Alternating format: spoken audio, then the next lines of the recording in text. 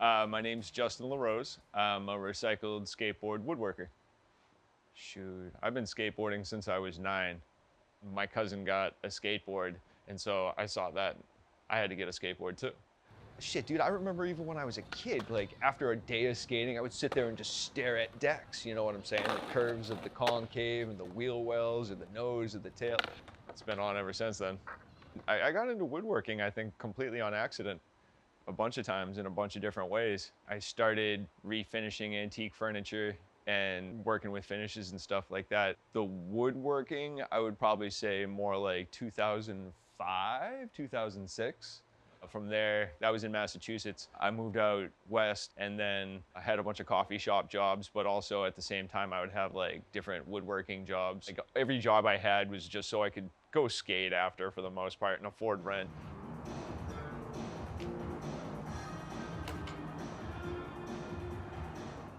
You know, conventional wood's fine and everything. Wood grain's beautiful, different types of wood is beautiful, but like for me, like skateboarding, it hits a chord. So like when I look at a skateboard, especially with all the crazy colors in it, I see all this radness, you know?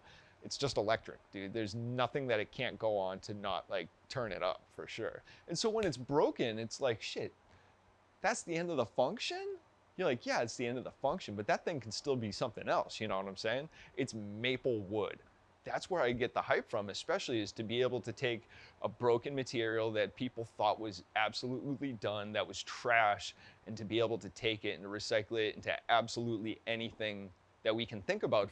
And that's why it's recycled boards. Like I'm using thrashed, trashed boards. If I see boards that still can have use to them, I totally bring them with me to the parks and friggin' switch them out with kids that have like worked boards, and I chop those ones up. And if I can actually help anybody, I'm looking to try to do that as well. And so it's a win-win, you know? When I look at boards, especially like broken boards, I definitely think of like, what the hell happened for this board to break like this? You know what I'm saying? You don't break a skateboard pushing it down the street. You know that some kid landed their first kickflip on it. So all of these boards represent like a perseverance and have like that energy and vibe of like chasing after something. That thing sees all of that energy and that action. That thing's like a paintbrush to a painter. It raises a lot of questions in my head, what it's been through, the history of the board, like the good times it saw, the lessons it learned, the tricks that were learned on it, the tricks that were failed on it. I see all of that in all of these boards. I see the miles that they pushed, you know? So to have this wood that has the awesome like vibe to it of it helping somebody achieve like the visions in their head and manifest them in order to be a reality of like what can happen or to overcome fears of like jumping stairs. Dude, like all of that magic is in every one of these boards because whatever you make from that has been skated. It's got all of that in it. Anything's got that. Like everything's got that. That's so cool. And that's why I'm like, dude, how many stairs has your cutting board kickflipped? You're like, dude, that's the craziest thought in the whole world. Nobody's ever asked that with, you know, good engineering and good thought and good quality. Skateboards can become anything. I'm willing to put the work in, the extra work of going to gather the boards, finding out how to talk to people in order to get the boards and stuff like that. And then peel the grip tape and then clean off the adhesive, sand it all down, do everything you gotta do in order to laminate that stack to make that new thing because they've always been there for me. And skateboarding takes extra effort. As a skater, this is why I value the material so much. And I can only hope that other people catch that vibe that I described. Good boy, Goose. Good. Good boy.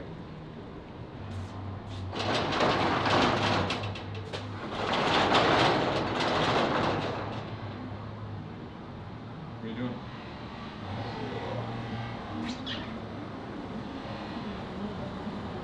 Serious business right here. You gotta keep this cat fucking happy.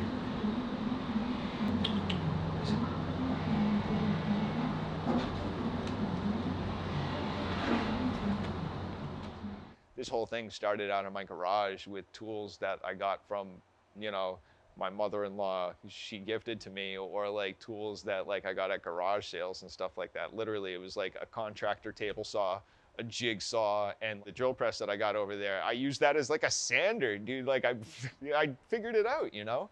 And with each thing I thought of that I wanted to make, like I figured the way, and then I figured out how to get the tools, and then thankfully, dude, Grizzly Tools was, rad enough to come along, and they were just like, dude, we want to support what you're doing with woodworking. We like what you're doing. We like your vibe and everything, and so we want to hook you up.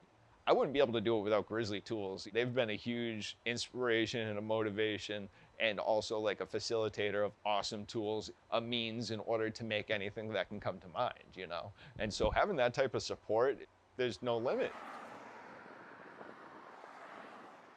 I'm always a fan of like brick and mortar skate shops. I'll mainly go to skate shops and work with them, especially skate shops that I support. Legends Downey, they were the number one. Dude, love those dudes. Zach over there has been helping me out since day one. He was the first guy. With that, it gave me a lot of support, and it gave me a lot of strength in order to kind of move forward. The dudes over at LB Skate are awesome, and they totally take care of me well. Kazoo, that used to be over at United, he hooked me up all the time, and Furnace has hooked me up too. Like, dude, I'm so grateful for, skaters supporting skaters.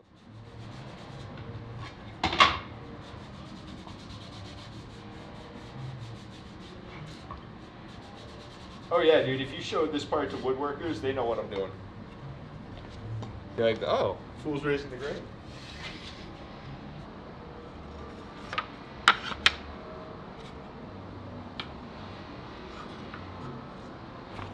Woohoo!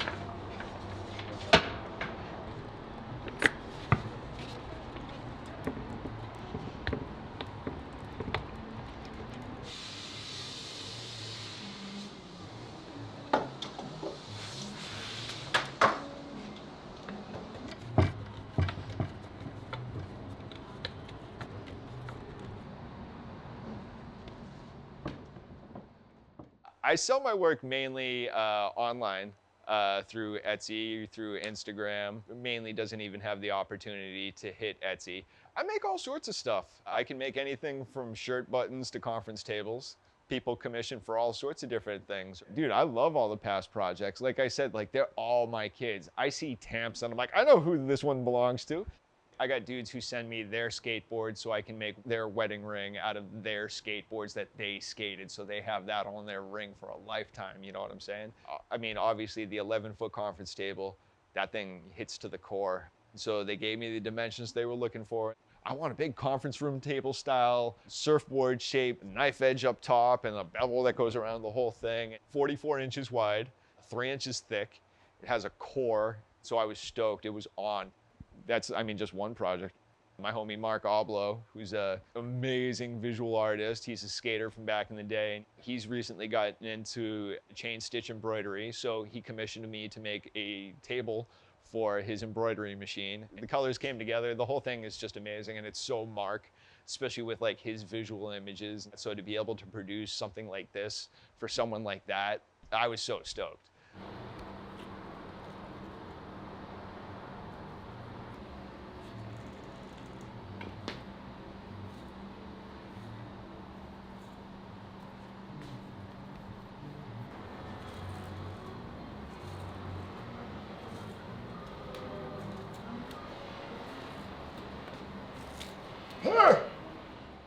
Shoot, I've gotten to work with so many awesome people that are, pro skaters, famous people or famous makers and chefs and stuff like that, and just been beyond grateful for the people that I've been able to work with, even more so than the projects. Like, it's just been sick. This is an extension of me, or this is me even finding out more about myself within anything. It's just a trip, dude. I'm grateful for the path I've been able to go on to like get to this point, and I've found my voice, I've found my passion, because I want to keep this going forever. I don't know what else to do with my life. I became a barista because it was an easy thing to do. You could take those skills anywhere. I was lucky to get like the woodworking skills I got, and then to kind of throw them together. I feel like I won the lottery every damn day. How do you think bigger than the dreams that you ever had? You know what I'm saying? I never saw this. It's taken a long time, but I feel like with the path that I've laid down and the work that I've put down, I'm down to keep charging forward because I've discovered my voice through this, and my voice has been cultivated through this. I never expected such a thing to ever happen. I never expected to work with awesome people. I never expected to make awesome stuff out of a rad material or finding a passion like that. To be able to keep refining my craft and my skills and my quality that I can deliver in the product, I'm always looking to see how I can upgrade and improve. It's like a kickflip, dude. Like, you can friggin' land a kickflip and everybody can cheer for that kickflip, but in your to yourself, you're like, that was not it. That was not it. Going back up, and so you got to try again and again until you see that thing that you want to make, or you can appeal to that vision in your head. If I get to do this every day for the rest of my life, I'm fine with that, and I'm stoked at that, because it's really achieving a dream that I would have never, ever, ever thought to be possible. I've always been a weirdo kind of and creative. I would never say like necessarily I've ever been like artist or artistic, but dude, definitely creative. I think it's super important to have a creative outlet, whether it's music, woodworking, skating, everything inspires me. I'm inspired by everything. Even failure is inspiration. I mean, you ever fall and been like, dude, I'm not taking that for a fucking answer. Are you gonna let that circumstance keep you on your ass, or are you gonna use that to propel yourself forward?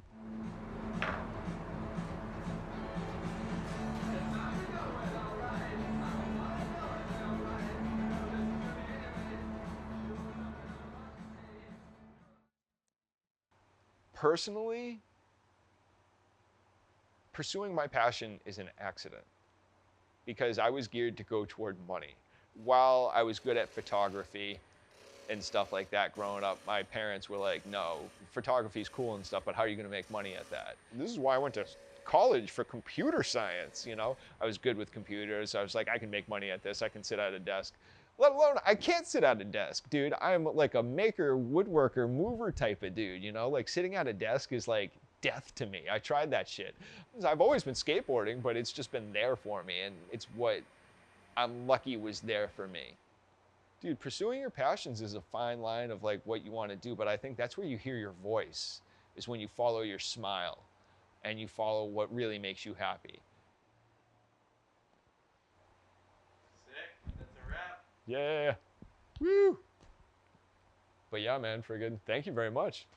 I got a lot to say, and it's like it's definitely been a fucking mission, the whole thing, and like, dude, it comes from such like a genuine place of gratitude, just because like I don't know what else to experience other than that. I've never been faced with this type of thing, Dude, I'm stoked every day.